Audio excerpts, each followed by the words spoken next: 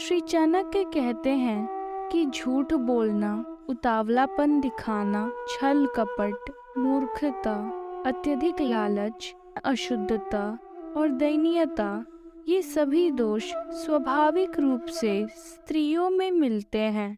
यह कथन उनकी उपयुक्त धारणा का प्रतिनिधित्व करता है, परंतु सभी स्त्रियों में यह स्वाभाविक दोष नहीं होता। आचार्य के काल में स्त्री शिक्षा का अभाव निश्चित रूप से रहा होगा।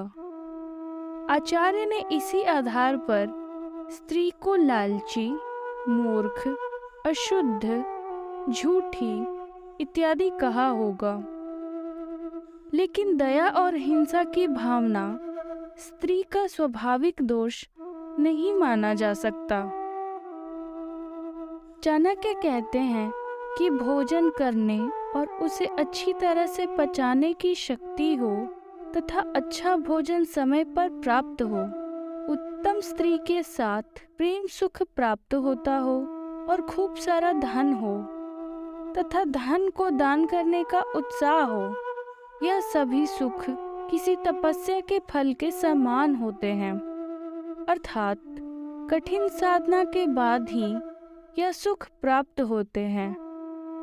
आचार्य आगे कहते हैं कि जिसका पुत्र आज्ञाकारी हो, स्त्री उसके अनुसार चलने वाली पतिव्रता हो, जो अपने पास धन से संतुष्ट रहता हो, उसका स्वर्ग यहीं पर है।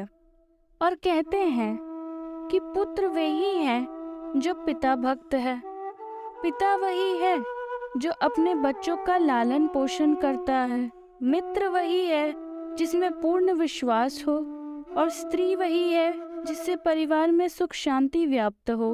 जो मित्र आपके सामने मधुर वचन बोलता हो और पीठ पीछे आपके सारे कार्यों में रोड़ा अटकाता हो, ऐसे मित्र को उस घड़े के समान त्याग देना चाहिए जिसके भीतर विष भरा हो और ऊपर मुंह के पास दूध भरा हो।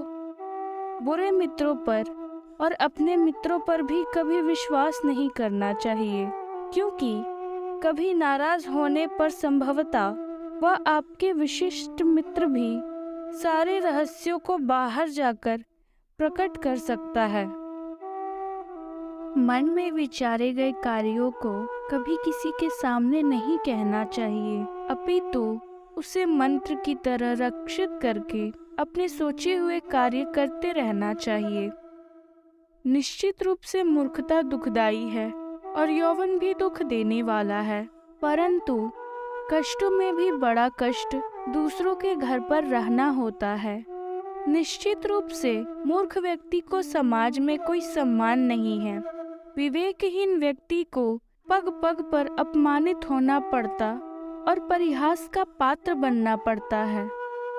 इसी प्रकार यौवन के आने पर भी आदमी कभी कभी अपना विवेक और अपना आपा खो बैठता है।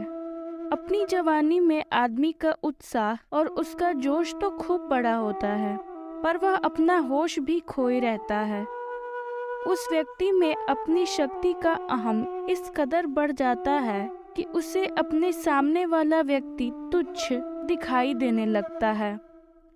आचार्य चाणक्य का कहना है कि जब किसी को विवशता में दूसरे घर पर निर्भर रहना पड़े तो उसकी ताकत समाप्त हो जाती है, उसे दूसरों की कृपा पर निर्भर रहना पड़ता है, उसकी आज़ादी खत्म हो जाती है और यही उसके दुखों का सबसे बड़ा कारण होता है। आगे चाणक्य कहते हैं कि जैसे हर एक पर्वत में मणि नहीं होता, जैसे साधु जन सभी जगह नहीं मिलते और हर एक वन में चंदन के वृक्ष नहीं होते, आचार्य हमें यहाँ समझाते हुए कहते हैं, अच्छी चीजें हर कहीं प्राप्त नहीं होती।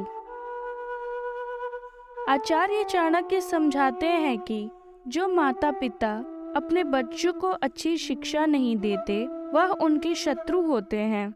ऐसे बच्चे सभा के मध्य में उसी प्रकार शोभा नहीं पाते जैसे हंसों के मध्य में बगुला। अत्यधिक लाड़ प्यार से बच्चे और शिष्य गुणहीन हो जाते हैं और ताड़ने से गुणी हो जाते हैं।